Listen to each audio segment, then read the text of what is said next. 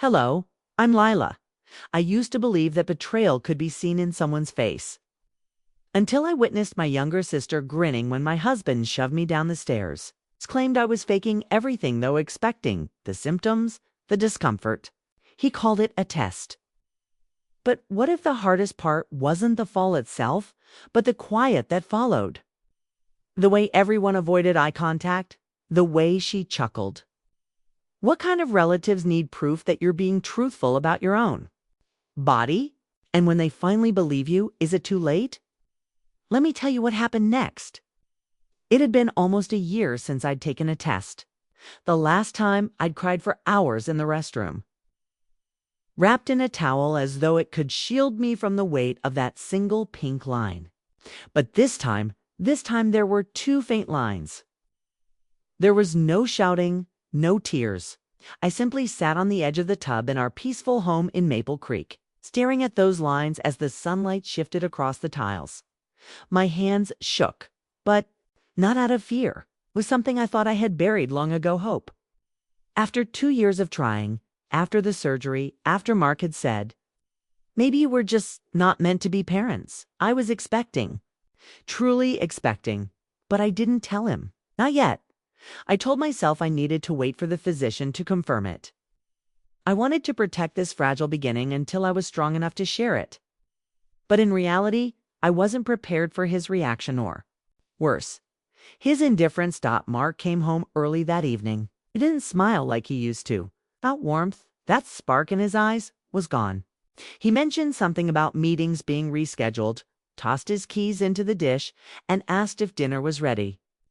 I nodded and served the leftover stew. We ate in silence. Are you okay?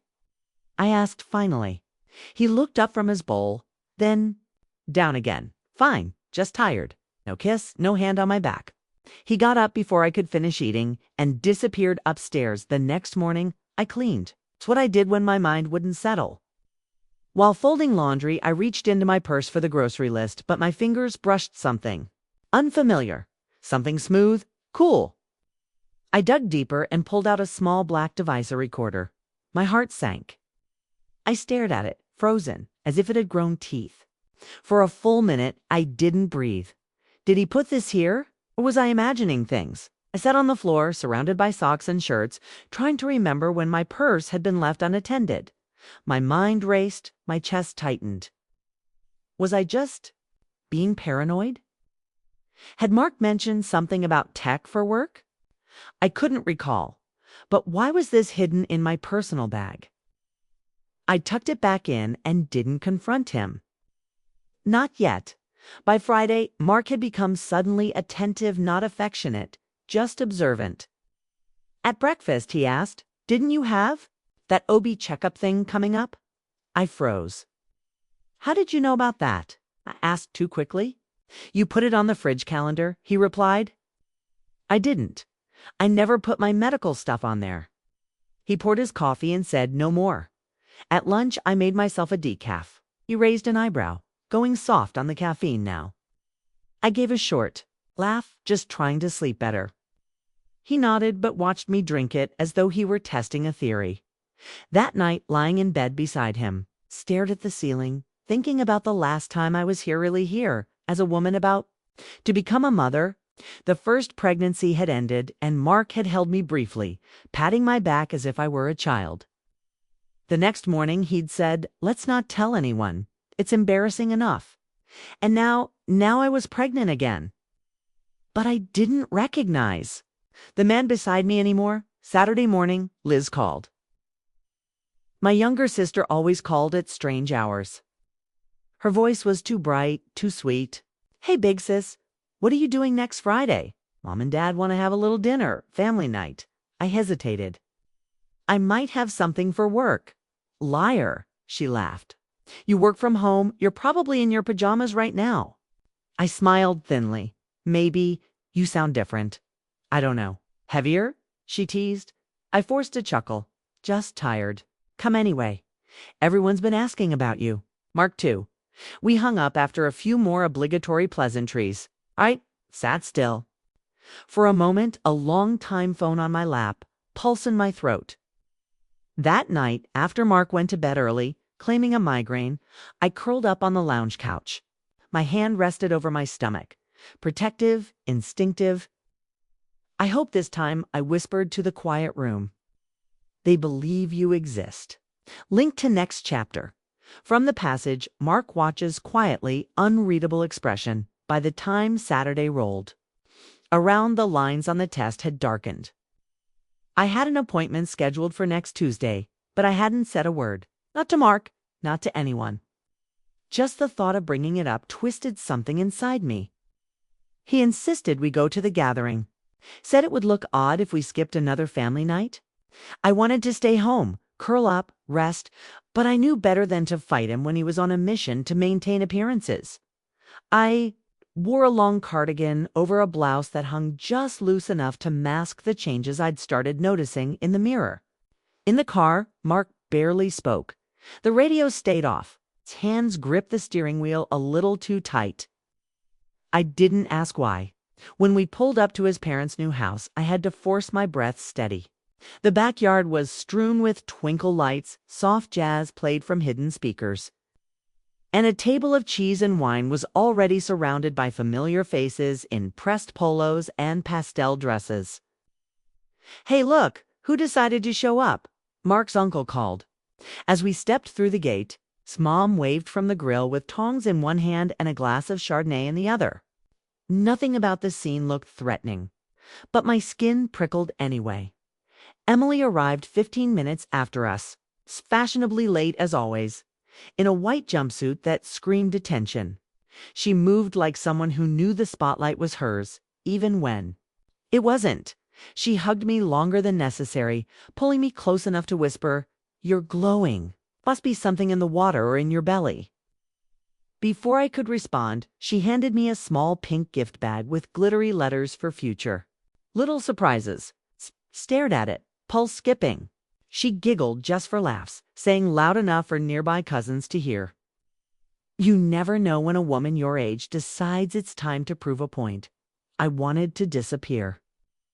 The evening blurred. People asked about work, about home renovations, about whether we'd taken that Napa trip we kept talking about. Mark played host, moved among relatives with practiced ease. I stayed near the drinks table, sipping sparkling water, pretending it was something stronger. When I declined wine for the third time, Mark's mom tilted her head. "No Merlot for you. Tonight, that's not like you. It's been eating strange lately, too." Mark chimed in, smiling just a bit too tightly. Cravings or something, probably nothing. His tone was light, but it carried a hook. I felt the eyes turn, the silent calculation beginning. I fumbled for my purse to grab my mobile and realized it had already fallen to the deck. As I bent down, a gasp sliced through the air. My test, the same one I'd used, kept tucked away. In the zippered side pocket, lay on the ground like a verdict. "Oh my God," Mila said, dramatically pressing a hand to her chest. "Are you seriously carrying that thing around like a trophy?" Someone snorted. Another aunt whispered. Mark picked it up, turned it in his hand, then looked right at me. "Isn't new," he said coldly. "She's been keeping it for weeks. Don't read too much into it. I don't remember how I got to the restroom. Just remember the door shutting behind me and the silence inside. The lights were too bright." My face in the mirror looked drawn, unfamiliar. I leaned forward, bracing my palms on the sink, and tried to breathe through the rising burn in my throat. Just 2 days ago, I was holding on to something delicate and real. Now it felt like everyone had touched it with dirty hands. I hadn't told them because I wasn't ready to grieve in public again, not like last time. I wanted this to be ours, mine for a little longer, and now they had taken that too. My palm drifted to my stomach, a silent apology, a promise I couldn't speak aloud. When I opened the restroom door, Emily stood leaning against the hallway wall, arms crossed. "Is that supposed to be your big reveal?" she asked. Eyes narrowed, lips curled into something that wasn't quite a grin. I didn't answer. I didn't flinch. But inside me, something shifted. Something cold and sharp began to form, quiet but steady. Linked to next chapter. Lila doesn't answer. But inside, something cold and sharp begins to form. I woke to sunlight, pouring in through the blinds, a bright, almost offensive warmth brushing across my face. The other side of the bed was empty. Mark had left early or hadn't come back at all. I didn't know which, and I wasn't in the mood to ask. My body felt heavy, not just in the way I'd come to expect in the last few weeks, but in my chest like I'd slept with bricks stacked on my ribs. The images from last night played behind my eyes like a cruel home movie. Emily's smug grin, the pink gift bag, the way Mark didn't even flinch when the test fell out. She's been carrying it for weeks. He'd said as if I were some delusional woman clinging to a fantasy. That coldness wasn't new, but seeing it so publicly made it feel sharper. I sat up slowly, nausea tugging at the edges of my stomach knot, from the expecting but from the humiliation still clawing at me. I hadn't eaten much at the family night, and the pit in my gut reminded me of every silent dinner we'd had lately. Somewhere in the distance, I heard birds chirping the suburban kind of quiet.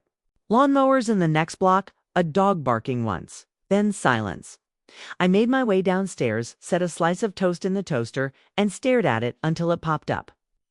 I never spread anything on it. Just stared at the dry bread and poured myself a half cup of decaf. My physician's voice echoed faintly. Just avoid full caffeine for now, but decaf is fine. Even that felt like a secret. I sat at the table with the news humming softly in the background, something about a recall on car seats, something about a senator resigning. None of it stuck. It all blurred together in a haze of gray noise. Found myself drifting to my office, the smallest room in the house. It had once been a nursery. We'd painted it yellow. Mark picked the shade, said it was gender neutral. That paint had long since been covered by a dusty taupe. I hadn't entered it in months. I opened the bottom drawer of the file cabinet, looking for an old receipt, and instead found something unexpected. My journal. Leather-bound, slightly bent at the corners. I hadn't written in it since. I didn't. Want to finish the sentence? I opened it to a marked page not by my hand. A pink ribbon I never remembered using sat between entries. I pulled it open. There, in my own handwriting, was the entry from the week I lost our first baby Raw. Unfiltered pages stained with a teardrop I didn't recall falling and smeared like someone had read it recently, thumbed through it. The ink around one paragraph blurred slightly as if pressed too hard. I could hear my own voice in my head from that day a cracked version of myself trying to rationalize grief. Maybe it wasn't meant to be. Maybe Mark is right. It's better we didn't tell anyone. But what struck me now was the familiarity of the words. Not mine, but Emily's. At brunch 2 weeks after I'd miscarried, she'd tactfully laughed when I declined a mimosa and joked. Well, looks like someone's resetting the clock early. At the time, I'd brushed it off, told myself she didn't mean it, that she didn't know the full story. But now I knew better. She'd read this. That day, I left my office door unlocked. She'd come by to drop something off for Mark. Said she wanted to check in on me. She must have gone through the drawers, must have found this journal and devoured the pain I hadn't even spoken aloud. I felt nauseous again, but not from hormones, from betrayal. I slowly closed the journal, my fingers tightening around the worn leather edges. I whispered more to the empty room than to myself, so that's how you knew exactly what to say. This wasn't just about last night. It was about patterns repeating, wounds dressed up as jokes. She didn't stumble upon my vulnerability. She weaponized it.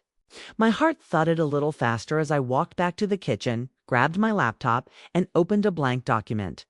I wasn't writing for catharsis snot anymore. I was documenting. I needed to start keeping track not just of what had happened, but of what they tried to bury. Linked to next chapter, she reaches for her laptop, heart pounding. Not to write, but to record what's coming next. There was something about her grin that had stayed with me. Not the one she wore when she handed me that cursed pink gift bag. Not even the one she forced when the test fell from my purse. It was later, after the whole thing blew up. I caught her standing in the passage just outside the restroom, her arms crossed, lips tilted up, eyes gleaming like she'd just witnessed something deeply satisfying. It wasn't confusion, it was amusement, glee even. That image stuck with me all through the night and into the afternoon. After Mark left for a so-called gym run, I sat down at the dining table laptop in front of me and stared at the blinking cursor. Then my gaze slid across the room to the corner shelf, where the router for the home security system blinked a steady green. Mark installed it for safety, he said. For us. But I'd never been shown how to use it. Never had the login. Never thought to ask until now. I stood, grabbed a sticky note from the drawer, and called the support line. I used the customer ID from the pamphlet Mark left in a junk drawer last year. The woman on the phone was polite. A little too helpful. Within minutes, she reset the password and emailed me temporary access. It took longer than I'd like to navigate the archive folders. But I eventually found the file labeled Backyard Cam March 18th. My heart beat louder with each double click. The footage loaded. It showed Mark's mom arranging cheese platters, cousins laughing over cornhole, then Emily made her entrance, her arms out, all performative charm. I watched myself appear on screen, standing stiff in the corner with a drink I never sipped. The timestamp said 6:42 p.m. I fast-forwarded. At 7:03, I watched my purse fall. I paused the video, then scrolled ahead. At 7:04, black screen. I blinked, leaned in, clicked around the screen. It stayed blank for exactly 2 hours, just static. No audio, no motion. No error message. When the video returned, it was 9:04 p.m. And Mark's uncle was helping his wife pack up folding chairs. I sat back in the chair, stunned, my mouth dry. I didn't want to jump to conclusions, but the exact window when the chaos happened. The moment the test was discovered when Emily made her little scene gone. Coincidence? No, not with Emily's smirk still etched into my mind. I went upstairs, hoping for quiet, but as I entered the passage, Mark came out of his office, a towel slung over his shoulder, hair still damp from a shower. "Hey," he said casually, "didn't expect you home?" "I live here," I replied flatly. He gave a tight laugh, drying his hands on the towel. "Right, just meant I figured you'd go out or something." I stepped past him into the office. He didn't follow. Yet I opened my laptop again and brought up the footage, the gap, the blank screen. He appeared in the doorway after a beat. "What are you doing? Checking the cameras?" There was a pause. "Why?" I turned in my chair, looked him square in the face. "Why is there a 2-hour gap in the video from the party?" His smile faltered. "Probably a power glitch. The system's old. There was no outage." "Mark, I checked Duke Energy's reports for that day. No storms. Not even a flicker." He didn't respond. I could feel the temperature drop between us. A strange tightness entered the air. "You're digging a lot lately," he said after a moment. "That's not healthy." I didn't blink. Neither is hiding evidence. His nostrils flared just barely, but he turned away. "I've got errands," he muttered, and left without another word. When I was sure he was gone, I reopened the file manager. My fingers moved on autopilot. I exported the file, gap and all, and saved it to a flash drive I encrypted on the spot. Then I deleted the original from the local drive. I stared at the little USB stick in my palm for a moment. Its sleek silver body cooled to the touch. I whispered. More to the empty room than to myself. If they think I'm bluffing, they're going to regret it. The cap clicked into place, sharp and final. My eyes drifted to the front door. Link to next chapter. The flash drive clicked shut as her eyes settled on the front door. I didn't need more confirmation. The missing footage had said everything it needed to. The gap, the carefully timed blackout. It wasn't just a glitch. It was a choice, like so many choices Mark and Emily made when they thought I wasn't watching. He was waiting in the lounge when I came downstairs, already dressed like we were going to Sunday brunch slacks, button-down cologne. That always made me sneeze a little. He didn't look up from his mobile when he said, "You ready to go?" I grabbed my keys, not answering him directly. Outside, the air was cool for a spring evening, the kind that made your bones ache even. In warmth. We didn't talk during the short drive to his parents' house. His knuckles were white on the steering wheel. Mine were wrapped around the USB stick in my pocket. By the time we arrived, the backyard lights were already on. I could hear the clatter of silverware and murmurs of relatives settling into their routines. I didn't make it 10 feet into the house before Mark pulled me aside. "We need to talk," he said, his voice low but sharp. "I don't think now is the time," I said, glancing toward the den where his mom was pouring wine. He gestured toward the staircase. "Just 2 minutes." I followed. We stopped at the midpoint landing, where the walls curved slightly. Mark turned to face me, hands in his pockets. "So," he began, "are we going to keep pretending?" Pretending what? Pretending what? He leaned forward, the corner of his mouth twitching in what might have been a grin in another context. "That you're expecting. That this isn't just another one of your games." My blood chilled. "Excuse me? You've done it before. Talked about symptoms. Acted fragile. Got everyone worried for nothing. His eyes didn't blink. That's not what happened." He tilted his head as if studying me like a stranger. "You need help, Lila." And then, in one fluid motion, he placed his hand on my shoulder and pushed. It wasn't hard. It wasn't violent. It was deliberate. I stumbled down the 3 steps before my foot caught the carpet edge. My body twisted, the discomfort shooting up my spine as I landed awkwardly on my side. My elbow slammed the bottom step, then my hip. The impact jarred me, but what I felt most wasn't physical. It was the ripping. A scream caught in my throat, but didn't make it out. I lay still for a second, staring at the ceiling, chest heaving from above. A laugh light, almost musical. I turned my head slightly. Emily stood at the passage balcony, her face calm, eyes fixed on me like she was watching a play unfold. She didn't move, didn't ask if I was okay. No one did. After what felt like an hour but couldn't have been more than 30 seconds, Mark descended the stairs slowly. "You tripped," he said, kneeling beside me. His tone had changed, suddenly concerned, like a mask sliding back into place. I didn't answer. I couldn't. He drove me to the medical center in silence, both hands on the wheel, white again.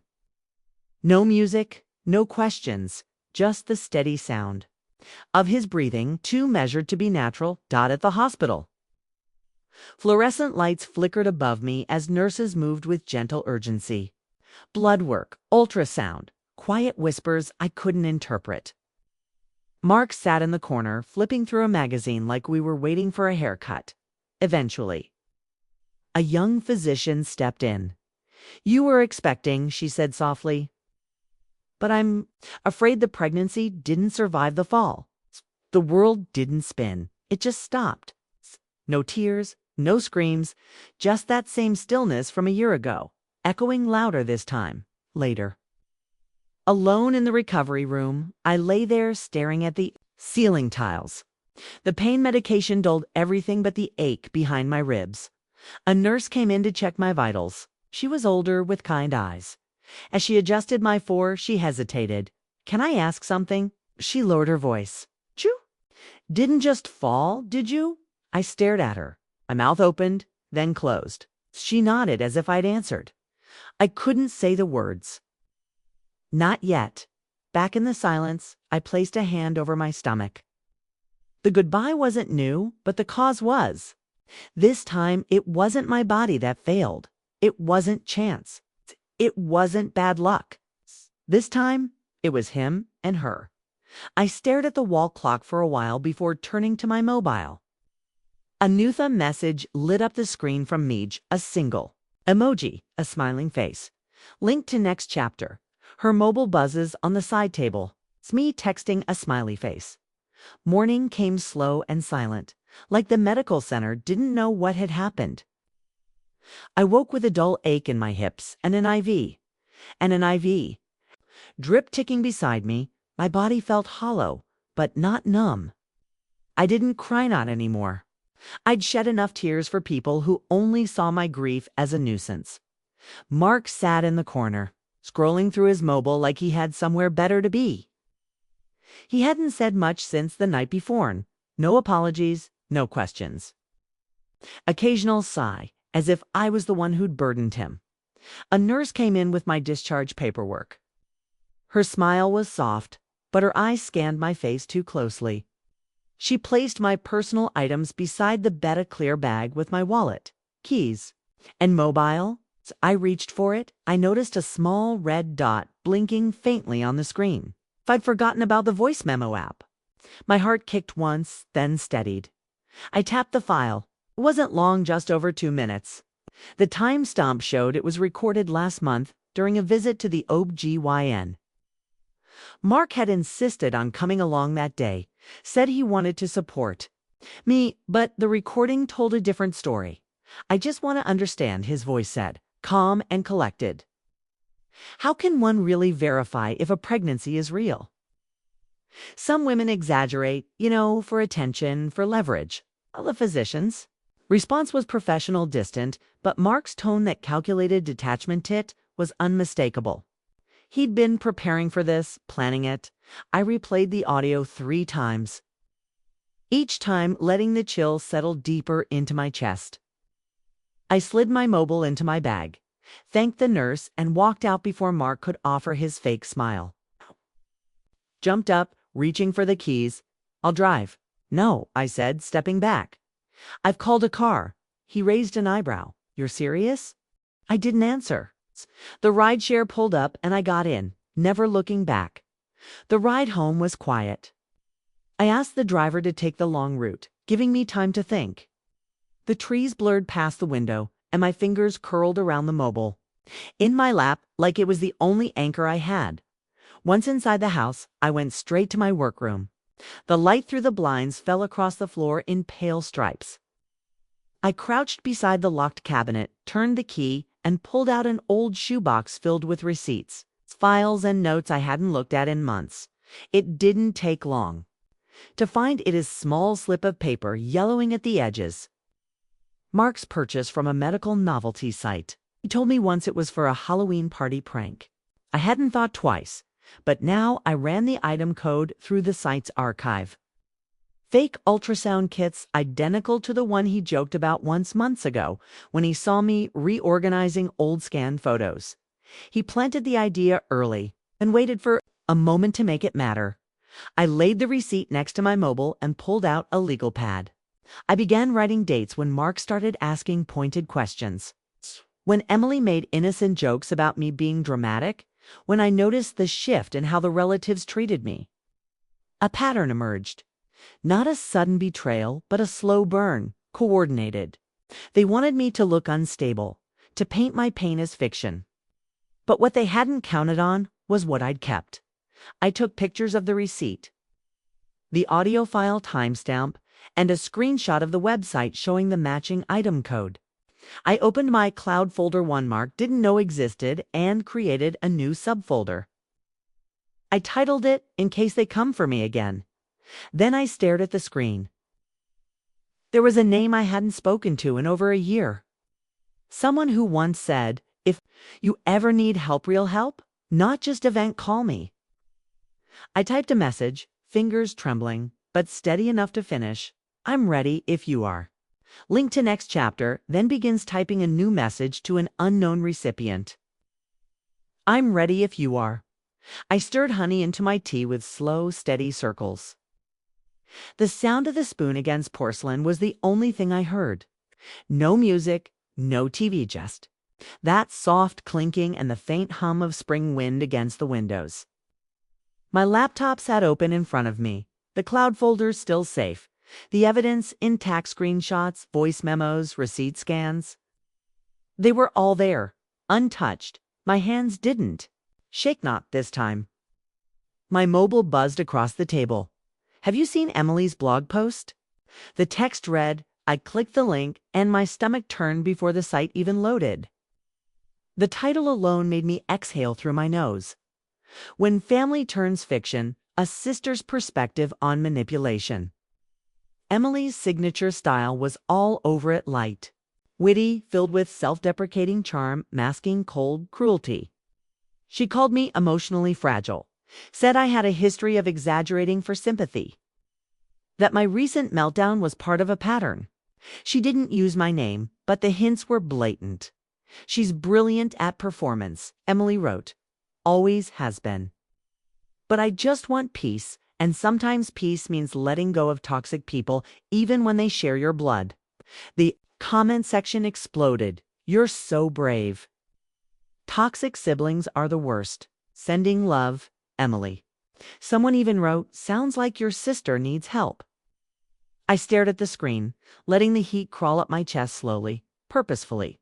I didn't cry, I didn't pace, I didn't scream. I just closed the tab. Then I made a call, doctor. Roar, I said when he picked up. It's Lila.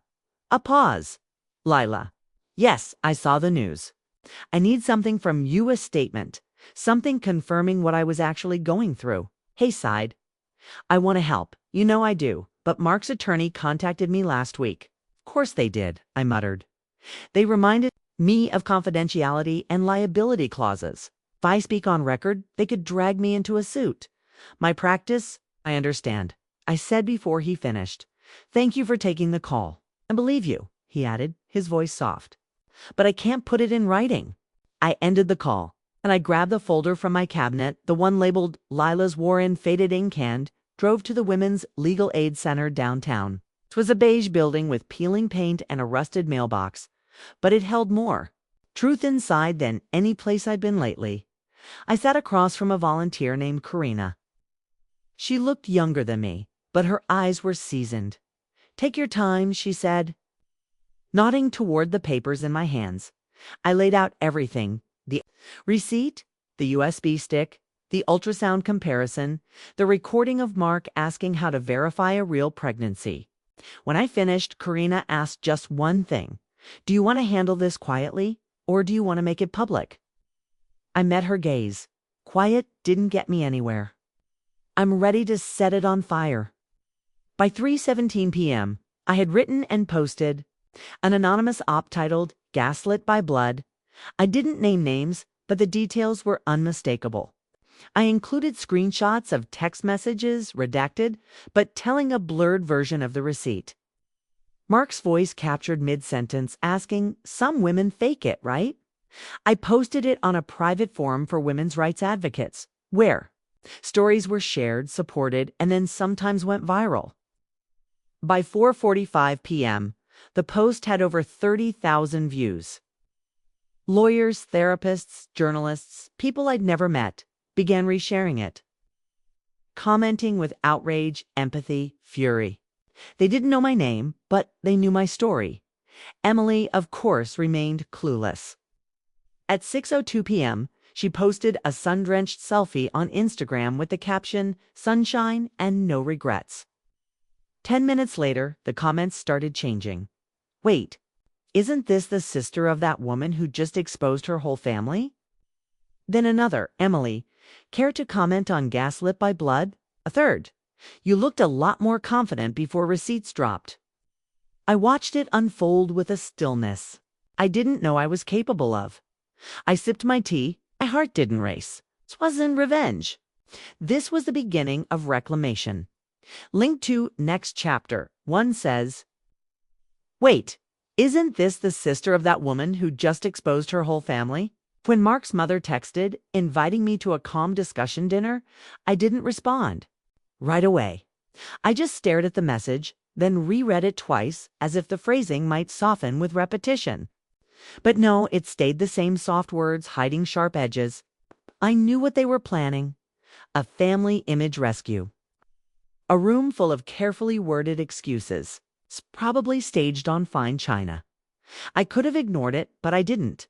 Instead, I took the time to charge my mobile, format a spare USB stick, and slide a recorder into the inner lining of my purse. No one there would speak the truth willingly. But I was done waiting for permission to protect myself. Tuesday evening arrived with forced smiles and the faint scent of garlic butter from Mark's mother's kitchen. The table was set for 10, but only 8 seats were filled. No surprise, Mealy liked to make her entrances loud and late. Mark greeted me at the door like we were still married. Like he hadn't thrown my reality down a staircase and watched it shatter. He touched my back. I didn't flinch, but I didn't respond either. We sat. Dinner began with pleasantries. His father asked about my job, something he hadn't acknowledged in years. His mother passed the bread with a well-practiced smile, asking if I'd thought about therapy. Sometimes trauma makes us misinterpret things, she said. Emily arrived 15 minutes in, all silken smugness, and took her seat across from me. She didn't speak, just raised her glass as if I were the guest of honor at a roast. Then Mark's father cleared his throat. "Lila, we'd like to move past all this, for everyone's sake." That's when I reached into my bag and pulled out the USB stick. I didn't say a word. Placed it on the table. "What's that?" Mark asked, his smile brittle. I looked at him. "Proof?" He blinked. "Proof of what, exactly?" I turned to his father first. An email Mark sent his attorney 2 weeks before I told anyone I was expecting, asking how to handle a divorce in the event of a faked pregnancy claim. Mark leaned forward, voice rising. "To have no right and attached to that email," I continued, unshaken, "was an estate planning document. Line item 26 states, should pregnancy be disproven or deemed illegitimate, financial obligation reduced to 0. The room went still. Mark's mother sat down her wine with a clink. His father looked at Mark, jaw tightening. I wasn't done. I clicked the recorder on my mobile and played the next piece. Mark's voice, unmistakable, echoed through the dining room. "If she keeps lying, maybe a fall will make her tell the truth." Emily's fork dropped. Mark's mother covered her mouth. Mark paced, but didn't move. The silence was thick shame and shock hanging over the table like a storm cloud. Mark stood. "This is ridiculous. You're twisting everything." I stood too, but my tone was calm. "I'm not here to beg. I'm not here for closure. I'm here because you don't get to rewrite my pain." I picked up my bag, left the USB stick, and walked toward the door. As I reached the passage, voices rose behind Mark's father, yelling. Emily shouting over him, "I told you not to leave proof." That was the last thing I heard before the front door shut behind me. Outside, the night was warm. I slid into my car, sat for a moment in silence, and checked my mobile. A new notification. My op-ed, Gaslit by Blood, had been picked up by a national women's justice platform. The top comment read, "She didn't just survive, she fought like hell." Link to next chapter. The top comment reads, "She didn't just survive. She fought like hell." The sound that woke me wasn't my alarm, it was my mobile buzzing endlessly against the nightstand. When I finally picked it up, the screen was filled with notifications, mentions, messages. A dozen group chats lit up with unread messages. I hadn't even opened my eyes fully before I knew what had happened. I sat at the kitchen table in my robe, holding a mug I'd forgotten to fill. Scrolling through the aftermath. My post, the anonymous exposé, had been picked up by a national women's justice forum. The headline beneath the reshared story read, "She didn't just survive, she fought like hell." Every comment was electric. "She's braver than I could ever be. I see my sister's story in this. Finally, someone said it." And then there were the sleuths. They had started connecting dots I hadn't even considered, people digging through public records, matching statements. A few even DM'd me with screenshots of Mark's financial disputes and complaints from former clients. I wasn't the first woman he'd tried to discredit, just the one who didn't stay quiet. Then came Emily's rebuttal, a shaky, overly lit video she posted to her social media with tear-streaked cheeks and a gentle violin track in the background.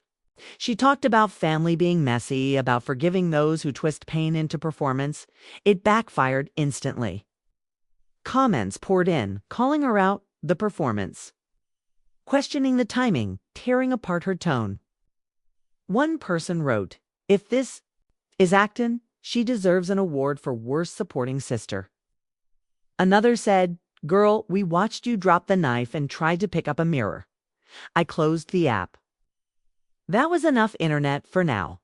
Later that morning, I received an anonymous email, no subject. The sender used a name I hadn't seen in years, Jasper. Jasper had been Emily's boyfriend for nearly 2 years, back when I thought she might actually settle into something real. He disappeared after a nasty breakup. You were never told much about it. His message was short, Lila. I know what happened. That night, I know why she laughed. It's time someone told you what they tried to erase. If you're ready, I'll talk. I stared at the screen. Before I could reply, the doorbell rang. I wasn't expecting anyone. Through the peephole, I saw Ivy, my neighbor across the street. Always polite, always quiet. I opened the door slowly. She stood there, gripping her purse like it was armor. "Hi," she said, voice small. "Can I talk to you for a second?" Nodded and stepped aside. She didn't sit. She just stood in the middle of my living room like she'd landed on the wrong planet. I was at the family night, she began. "You probably didn't notice. I left early, but I saw. I saw what she swallowed." I blinked, not sure what she meant. "I saw Mark push you at the top of the stairs. He waited for you to turn your back, and he didn't slip. He meant to do it." The words didn't hit all at once. They rolled through me slowly, thick as syrup. She kept going. "I didn't come forward because, well, everyone in this town knows his family. And your sister, she's very convincing. Ivy. Look down, but I've been seeing what you posted. Saw the news. Couldn't sleep last night." I reached out and touched her arm. "Thank you for telling me." She left quickly, clearly shaken. But that was all I needed. By noon, I was back in my workroom with my lawyer on speakerphone, spreading out documents and scribbling a timeline on my whiteboard. "Now we have motive," I said. "We have a witness, and I have the receipts literally." He paused. "Want to formalize this?" "Yes. This isn't just about Mark anymore. It's your sister, too." I stopped writing. He didn't just hurt me. They planned it together. I hadn't said it out loud before, but now that I had, it settled over the room like truth always does, quiet, undeniable. Final dot at the courthouse filing office. I slid the folder across the desk with every document. They tried to bury the emails, the recordings, Ivy's signed statement, the copy of the receipt. My lawyer scanned the paperwork one last time. "You sure?" he asked. "Once we file this, it'll be public record. Mark's reputation, Emily's career idol, all come crashing down." I looked him in the eye without hesitation. "They didn't think twice about mine." Link to next chapter. Leela looks him dead in the eye. "They didn't think twice about mine." By Thursday morning, the noise outside was deafening. Yet both Mark and Emily had gone silent.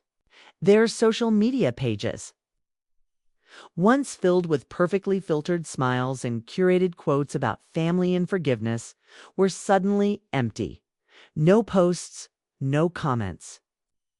Just digital dust where their voices had once echoed daily. But mine. Mine was being echoed everywhere. Media outlets were now spinning the story in every direction. Local woman challenges domestic gaslighting and wins the internet. Family trauma goes viral. What happens when the victim keeps receipts? I sat at my dining table, again the same place I had read Emily's smug post days earlier. My inbox flooded with messages, some from reporters, others from women I'd never met. Some wrote in pain, some in fury, all of them with versions of the same story. "Thank you for speaking when I see OULDN." Single quotes. It was heavier than I expected. Later that day, Kai walked into my attorney's office with a folder of documents and one very specific file, an audio recording from a marriage counseling session Mark and I had attended 6 months ago.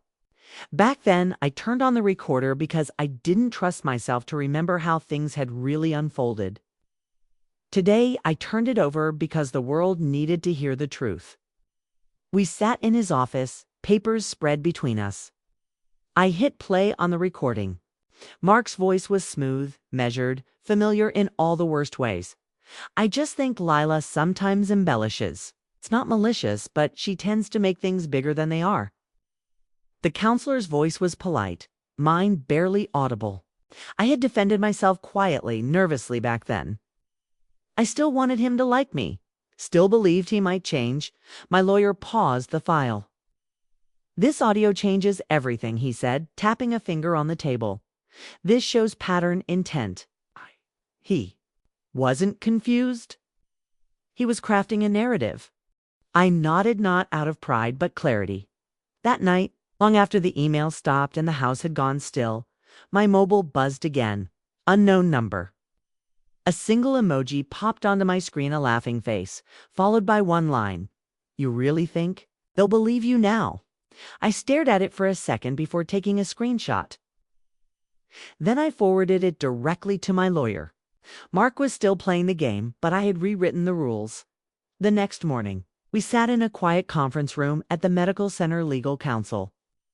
Risk management, compliance officers, my attorney and I handed over the folder with everything. Timestamps, the doctor's visit, audio, the anonymous screenshot, and Mark's written statement to hospital administration, claiming I had overreacted after stumbling on the stairs. The head of compliance looked at me over her glasses. "You understand? If we move forward with this, we're obligated to investigate every party involved." "I understand," I said, "and you should." Later that day, as I walked back into my home, I felt something shift. Not peace, but power. It wasn't loud, it wasn't dramatic, but it was real. Back at my desk, I opened a blank document. The header was already typed, "Statement for press distribution." I didn't need it to go viral. I just needed it to be true. I wrote until the sun dipped behind the trees outside. Every word deliberate, every sentence a thread pulled tight. Ended with, "Silence doesn't mean surrender. It means I was listening while they buried themselves." I hovered over the publish button. My finger rested there for a full minute. Then I clicked save. Not yet linked to next chapter. She saves the draft but doesn't hit publish.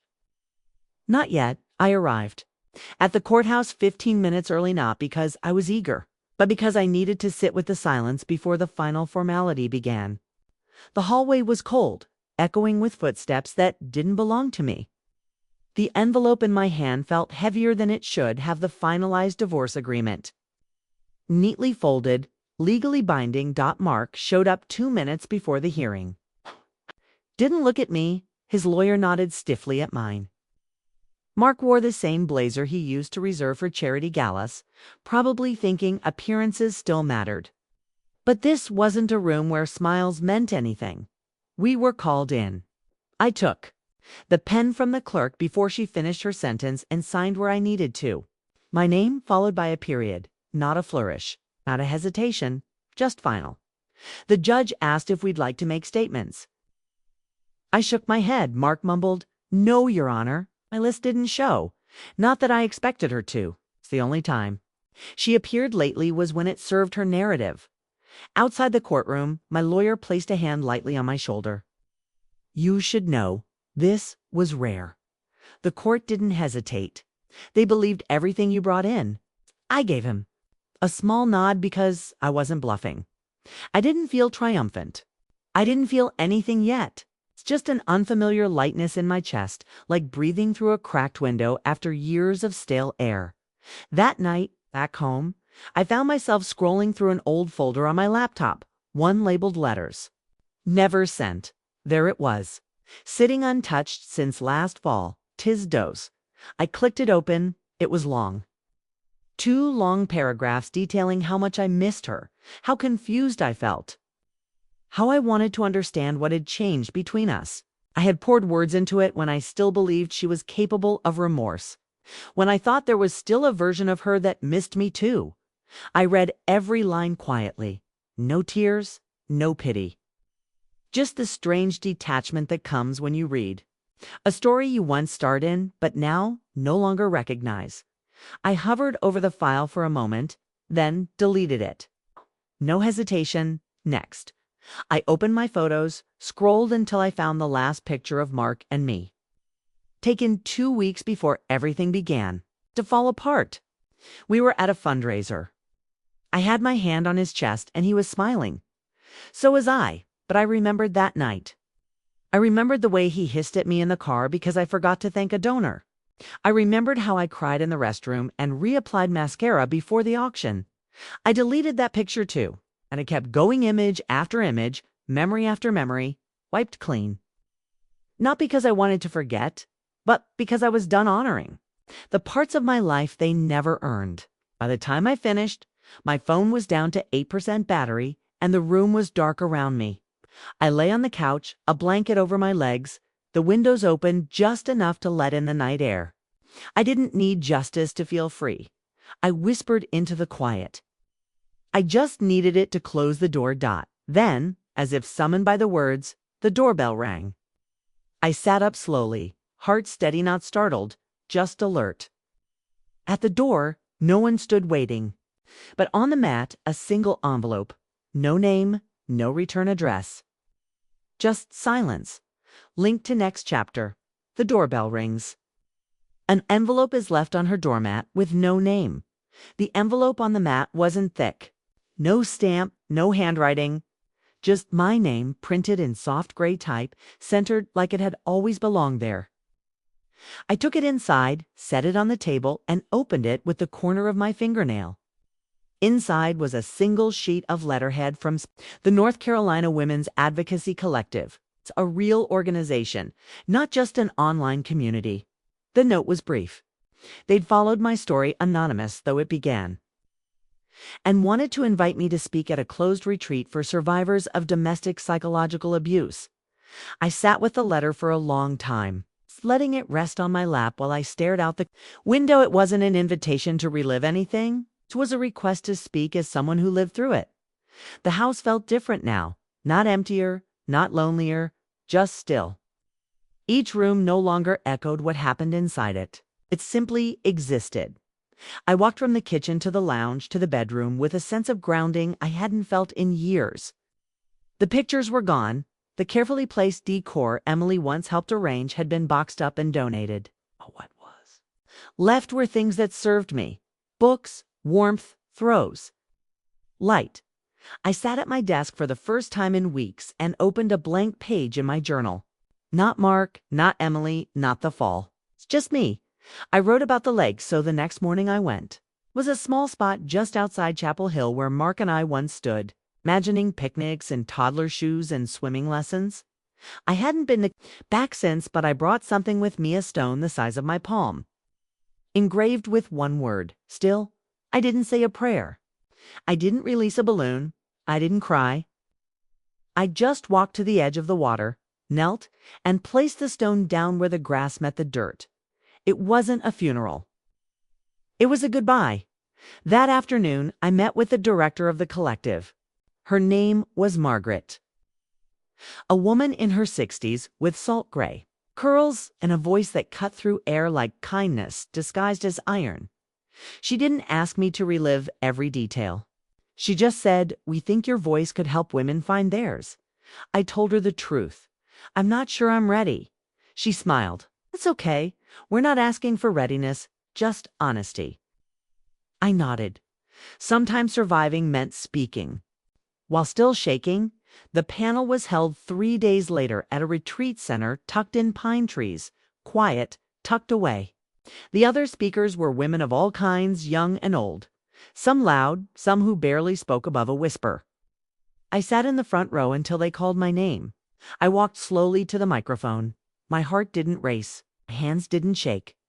But my voice, it caught a little on the first word. "I'm not here to tell you how to heal," I began. "I'm here to tell you you're not crazy." Heads nodded. Some wiped their eyes. One woman across the room mouthed, "Thank you." And that was enough. Later that night, back home, I sat on the same couch where I once lay hollowed out. I opened my blog, not the anonymous version I had used to survive, but the one under my name, my face, my story. I wrote the truth with full breath and no trembling. They called it a fall, called it a beginning. And then I hit publish. If there's one thing I've learned through all of this, I wrote, it's that silence is not the absence of truth. Sometimes it's the space where truth gathers strength. To anyone watching who has ever been made to doubt their reality, to second-guess their own pain, you are not alone. What they call dramatic, as survival. What they dismiss as overreaction, you feel deep in your bones as a warning. Trust that. I didn't share my story for revenge. I shared it because healing doesn't happen in hiding. It happens when one voice says, "Me too, Kate," and another replies, "I believe." I used to think strength meant staying quiet. Now I know it means knowing when to speak. What would you have done in my shoes? Have you ever stayed silent just to keep the peace, only to lose yourself in the process? I want to hear from you. Tell me in the comments, where are you watching from? What part of this story hit home for you, or even what didn't? And if this story touched your heart or even made you pause to think, type 1 in the comments so I know you're out there. If you didn't connect with this video, tell me why. I'm listening. Let me know where you watched this from, what you felt, or what you would have done differently. Your voice matters. Don't forget to subscribe to this channel if you want to hear more real stories that hurt, that heal, and that remind us we're all just trying to find our way through. The Quiet Dot. See you in the next.